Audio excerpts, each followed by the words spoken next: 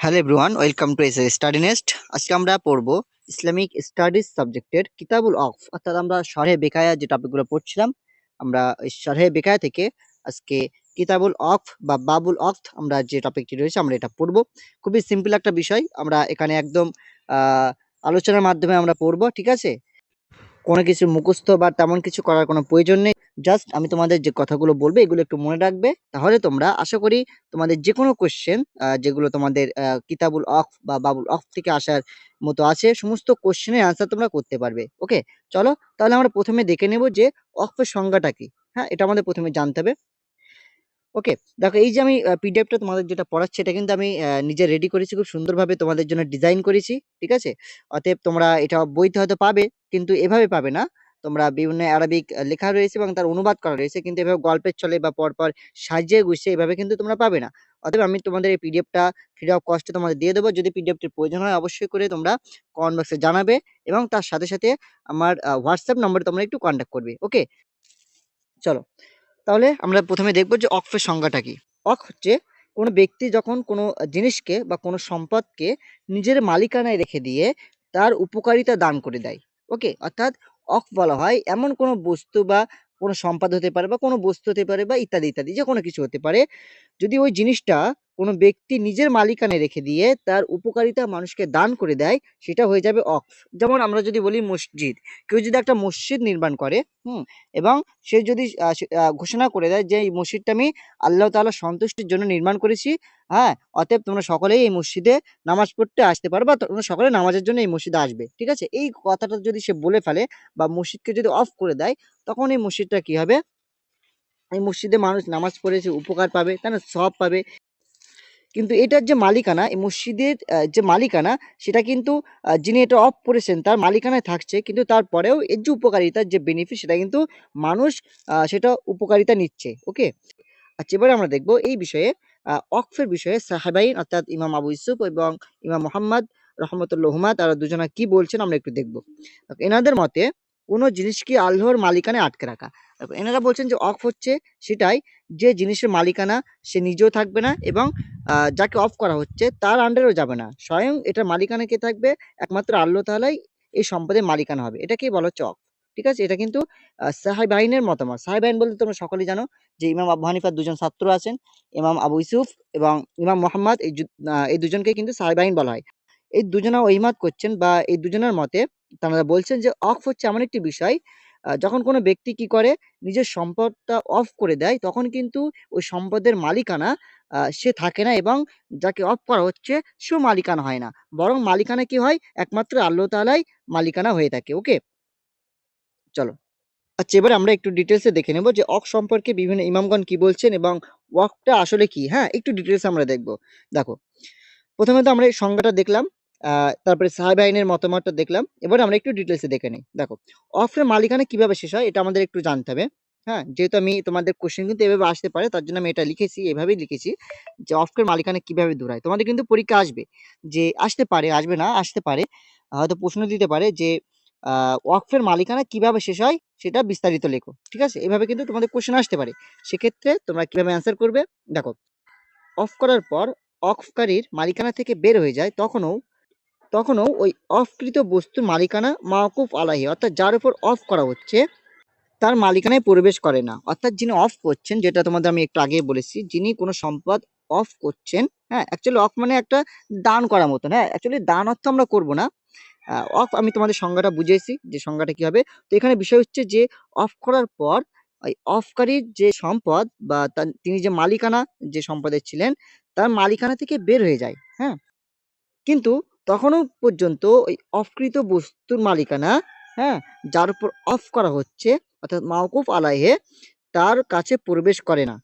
অর্থাৎ এই সম্পদের মালিকানা সেও থাকছে না, হ্যাঁ, এবং যাকে অফ করা হচ্ছে সেও কিন্তু মালিক হচ্ছে না। মালিকানা সাব্যস্ত হওয়ার জন্য অফকৃত সম্পদের স্বাধীন ক্ষমতা প্রয়োগ করা আবশ্যক। এটা অবশ্যই, হ্যাঁ, কোনো সম্পদের উপর নিজের মালিকানা আনতে গেলে সেক্ষেত্রে কিন্তু তারা একটা স্বাধীন থাকা প্রয়োজন। তার একটা স্বাধীন ক্ষমতা থাকা প্রয়োজন অবশ্যই করে। ঠিক আছে? কিন্তু এই যে যাকে অফ করা হচ্ছে বা মাওকুফ আলাইহি যেটা আমরা বলছি, যাকে অফ করা হচ্ছে তিনি কিন্তু এই সম্পদ দ্বারা উপকৃত লাভ করা ছাড়া আর অন্য কোনো ক্ষমতা প্রয়োগ করতে পারে না। ঠিক আছে? সাপোজ মনে করো আমি মসজিদে নামাজ পড়তে যাচ্ছি, ঠিক আছে? মসজিদ রয়েছে আমাদের গ্রামে, মসজিদে নামাজ পড়তে যাচ্ছি। কিন্তু সেখানে আমি নামাজ পড়তে গিয়ে আমি কোনো ক্ষমতা প্রয়োগ করতে পারবো না। আমি বলতে পারবো না যে মসজিদটা আমি এই মসজিদটা এখানে পরিবর্তন করে একটা অন্য সাইডে মসজিদ করবো, বা এই মসজিদের জায়গায় অন্য কিছু আমি লাগাবো, হ্যাঁ? বা আমি সামনে একটা পুকুর করবো, পুকুর করে মাছ চাষ করবো। এই যে বিষয়গুলো আমরা কিন্তু করতে পারবো না। কারণ ওই জায়গাটা, মসজিদের যে জায়গাটা রয়েছে বা মসজিদ যেটা নির্মাণ করা হয়েছে, ওই সম্পদটা অফ করা হয়েছে, রাইট? সো অফ করা সম্পদের উপরে যাকে মাওকুফ আলাইহে বলা হচ্ছে, বা যাকে অফ করা হচ্ছে, যেমন আমরা মসজিদে নামাজ পড়ছি, তাহলে আমাদের উপরে এটা অফ করা হয়েছে। তো এই জিনিসটা কিন্তু আমরা আমাদের ক্ষমতা ওখানে প্রয়োগ করতে পারবো না। আমরা ওখানে নিজের ক্ষমতা প্রয়োগ করতে পারবো না, মানে ওই জমিটা আমরা ইচ্ছা মতন ব্যবহার করতে পারবো না। ওকে, চলো, আশা করি বুঝতে পেরেছো। চলো এবারে আমরা দেখবো ইমাম আবু হানিফা রহমতুল্লাহ আলাইহি তিনি এই বিষয়ে কি বলছেন। ইমাম আবু হানিফা রহমতুল্লাহর মতে কোনো ব্যক্তি যদি কোনো কূপ খনন করে অথবা মসজিদ তৈরি করে রাস্তা সহ, হ্যাঁ, সাধারণ জনগণকে তা ব্যবহারের জন্য বা মসজিদে নামাজ পড়ার জন্য আদেশ দেয়, তবে তা ওয়াকফকারীর মালিকানা শেষ হয়ে যায়। ওকে, অর্থাৎ কোনো ব্যক্তি যদি কোনো একটা পুকুর খনন করে অথবা একটা মসজিদ নির্মাণ করেছেন, যেটা আমি তোমাদের এক্সাম্পল দিলাম, এবং রাস্তা দিয়েছেন, রাস্তা সহ তিনি বলছেন যে এই জায়গাটা বা এই মসজিদটা, হ্যাঁ, তোমাদেরকে নামাজ পড়ার জন্য আমি আদেশ করছি, তোমরা এখানে নামাজ পড়বে এবং এই রাস্তাটা তোমরা ব্যবহার করতে পারবে, ঠিক আছে? তো এই যে কথাটা যদি কোনো ব্যক্তি বলে থাকে, হ্যাঁ, তাহলে কি হয়ে যাবে, তার মালিকানা কিন্তু ওই সম্পদের উপরে তার যে একটা পাওয়ার ছিল বা তার যে মালিকানা ছিল, ওই মালিকানা শেষ হয়ে যাবে। তবে তা অন্যের মালিকানায়ও পৌঁছায় না, হ্যাঁ? কিন্তু তিনি যে অফ যেটা করছেন, যে সম্পদটা অফ করছেন, এটার মালিকানা কিন্তু তার থেকে কিন্তু মালিকানা শেষ হয়ে যাচ্ছে। কিন্তু তারপরেও তার মালিকানা কিন্তু অন্যের কাছে পৌঁছাবে না। অর্থাৎ যাকে অফ করা হচ্ছে বা যাকে আ আ সেটাকে ব্যবহারের জন্য আদেশ করা হচ্ছে, তার আন্ডারেও কিন্তু ওই মসজিদের মালিকানা পৌঁছাবে না। ওকে? চলো এবারে আমরা দেখবো ইমাম আবু ইউসুফ রহমতুল্লাহ আলাইহি তিনি কি বলছেন। ইমাম আবু ইউসুফ রহমতুল্লাহ আলাইহির মতে উক্ত ব্যক্তিকে পরিষ্কার করে বলতে হবে, মানে যিনি অফ করছেন, যিনি মসজিদ বা যে কোনো সম্পদ যিনি অফ করছেন, তাকে পরিষ্কার করে বলতে হবে যে আমি আল্লাহর জন্য মসজিদ নির্মাণ করেছি। সাপোজ কেউ যদি মসজিদ তৈরি করে এবং সেটা যদি সে মানুষকে নামাজ পড়ার জন্য, হ্যাঁ, যদি আহ্বান করতে চায়, সেক্ষেত্রে তাকে পরিষ্কার করে বলতে হবে যে আমি আল্লাহর জন্য মসজিদ নির্মাণ করেছি, তাহলে অফ কার্যকর হবে। ওকে, এই একটা মাসলা, তোমরা এটা কিন্তু মনে রাখবে। ওকে, চলো এবারে প্রশ্ন হতে পারে যে স্যার, যে অফ করা হচ্ছে যে সম্পত্তি, যিনি অফ করছেন তিনি কি পরে ওই সম্পত্তি বিক্রি করতে পারবেন পরবর্তীকালে? যে কোনো জিনিস হতে পারে, যে শুধু মসজিদ করা তা তো না, যে কোনো সম্পদ, যেমন আমরা একটু আগে দেখলাম ইমাম আবু হানিফা তিনি কূপ খননের কথা বলছেন, একটা পুকুরের কথা বলছেন।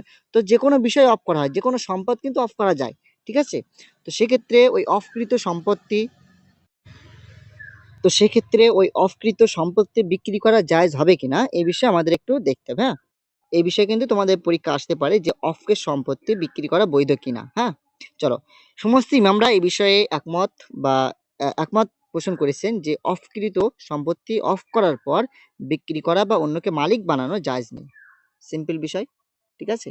যে জিনিসটা অফ করা হচ্ছে, সেই জিনিসটা কিন্তু সে তো নিজেও মালিক থাকছে না, বা মালিকানা তার থেকে বার হয়ে যাচ্ছে, এবং অন্যকেও সে মালিক বানাতে পারবে না, হ্যাঁ? অর্থাৎ বিক্রি করতে পারবে না, মানে বিক্রি করার তো প্রশ্নই ওঠে না, তাই না? তো সেটাই এখানে বলা হচ্ছে যে সমস্ত ইমামরা এই বিষয়ে একমত যে অফকৃত সম্পত্তি অফ করার পর বিক্রি করা বা অন্যকে মালিক বানানোর জায়েজ নেই। হাদিস দ্বারা প্রমাণ, এই বিষয়ে একটা হাদিস রয়েছে, ঠিক আছে? তাসাদ্দাকু বিআসলিহা লা ইয়াবি ওয়া লা ইউরিস ওয়া লা ইউহিবু, ঠিক আছে? আচ্ছা, অর্থাৎ তোমরা তোমাদের সম্পদকে এমনভাবে সৎকা করো যেটা কি করা হয় না, বিক্রি করা যায় না, ওয়ারিস বানানো যায় না, এবং হিবা করা যায় না। এভাবেই সৎকা করতে হয়, রাইট? সো এখানে সেটাই বলা হচ্ছে যে দানকৃত বস্তু যেটাকে সৎকা করা হয়ে যায়, সেটা কিন্তু কি হয় না, বিক্রি করা যায় না, সেই সম্পদটা বা সেই জিনিসটাকে আর বিক্রি করা যায় না, এবং সেটাকে ওয়ারিসও বানানো যায় না, এবং তার সাথে সাথে দানও করা যায় না। মানে দানকৃত বস্তু বা সৎকাকৃত বস্তুকে তুমি পুনরায় সেটা আবার সৎকা করতে পারবে না। ওকে, সেটা এখানে বলা হয়েছে। দেখো এখানে অর্থাৎ মূল জমিনটি এমনভাবে সৎকা করো তথা ওয়াকফ করো যেন তা বিক্রি করা না যায়, মিরাজ সাব্যস্ত না হয়, এবং তা যেন হিবা করা না যায়। ওকে, এই কোটেশনটা তোমরা দিয়ে দেবে, হাদিসটা দিয়ে দেবে। ওকে, চলো। কারণ আচ্ছা, কারণ আমরা জানি যে অফ নিষিদ্ধ হওয়ার পর অফকৃত বস্তুর মালিকানা যেমন অফকারী থাকে না, তেমনি মাওকুফ আলাইহি এর মালিকানায় তা প্রবেশ করে না। হ্যাঁ, একদম সিম্পলি বিষয়। একই কথা কিন্তু বারবার এখানে রিপিট হচ্ছে যে, যে জিনিসটা, যে বিষয়টা অফ করা হয়ে যায়, হ্যাঁ? সে অফ করার পরে সেটার মালিকানা সে যেমন থাকে না, এবং অন্য কেউ যখন অফ করছে বা যাকে অফ করা হচ্ছে সেও কিন্তু মালিক হয় না। ওকে ওকে এই বিষয়ে ইমাম কুদরি রহমতুল্লাহ আলাইহি তিনি বলছেন, ইজা সোহাইল অফ লা ইউমলিকু আলা ইউমলাকু। হ্যাঁ, অর্থাৎ যখন সহিভাবে সঠিকভাবে যখন অফ হয়ে যায়, তারপরে সেটার কেউ মালিক হয় না এবং কাউকে মালিক বানানো যায় না। কারণ অফ করা সম্পত্তি বিক্রি করা জায়েজ নেই বা দান করা বৈধ নেই। হ্যাঁ, একটা বিষয় আমরা দেখলাম অফ সম্পর্কে বিস্তারিত। আশা করি তোমরা বুঝতে পেরেছো। তাহলে আমরা মেইন কনসেপ্ট কি দেখলাম, যে অফ হচ্ছে এমন একটি বিষয় যেখানে কি হয়, কোনো ব্যক্তি কোনো বস্তু বা কোনো জিনিসকে নিজের মালিকানায় রেখে দিই। এটা কিন্তু সংজ্ঞা, হ্যাঁ, ডেফিনেশন। এবারে আমরা বিভিন্ন ইমামদের মতভেদ দেখবো। প্রথমে ডেফিনেশনটা কিন্তু আমাদের এভাবে লিখতে হবে,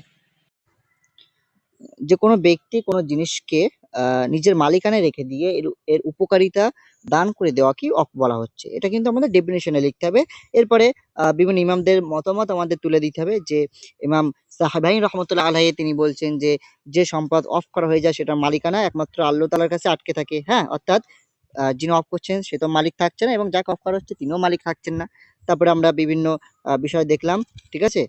ইমাম আবু হানিফা রহমতুল্লাহর একটা বিষয় এখানে দেখলাম, ইমাম আবু ইউসুফ রহমতুল্লাহর বিষয় দেখলাম, এবং দেখলাম যে অফ করা জিনিস বৈধ হবে কিনা, বা যে জিনিসটা অফ করা হয়েছে সেটা বিক্রি করা জায়েজ হবে কিনা, ঠিক আছে। এই বিষয়টা আমরা দেখলাম যে সেটা বিক্রি করা জায়েজ হবে না, কারণ আহ, আমরা জানি যে অফ করা সম্পত্তি যেমন যিনি অফ করছেন তিনি মালিক থাকেন, এবং কাউকে মালিকও বানানো যায় না, সেক্ষেত্রে বিক্রি করা তো প্রশ্নই ওঠে না, তাই না। এবারে এই বিষয়ে আমাদের একটা হাদিস দেখলাম এখানে, যে হাদিস দ্বারা একটা প্রমাণ রয়েছে যে অক্ষয় সম্পত্তি বা যেটা সাতকা করা হয়ে যায়, সে সাতকাকৃত বস্তু সেটা বিক্রি করা জায়েজ হয় না, বা সেটা ওয়ারিশ বানানো জায়েজ হয় না, কিংবা হিবা করাও জায়েজ হয় না, রাইট। সে হচ্ছে আমাদের কনসেপ্ট। আশা করি তোমরা বুঝতে পেরেছো। যদি তোমাদের পিডিএফটি তোমাদের প্রয়োজন হয় তাহলে অবশ্যই তোমরা কমেন্ট বক্সে জানাবে। ফার্স্টলি তোমরা কমেন্ট বক্সে জানাবে, দ্বিতীয়ত তোমরা কি করবে, আমার হোয়াটসঅ্যাপ নম্বরে একটু কন্ট্যাক্ট করবে। ওকে, আমি তোমাদের পিডিএফটা পাঠিয়ে দেবো। চলো, thank you for watching this video. দেখাবে অন্য কোনো ভিডিওতে।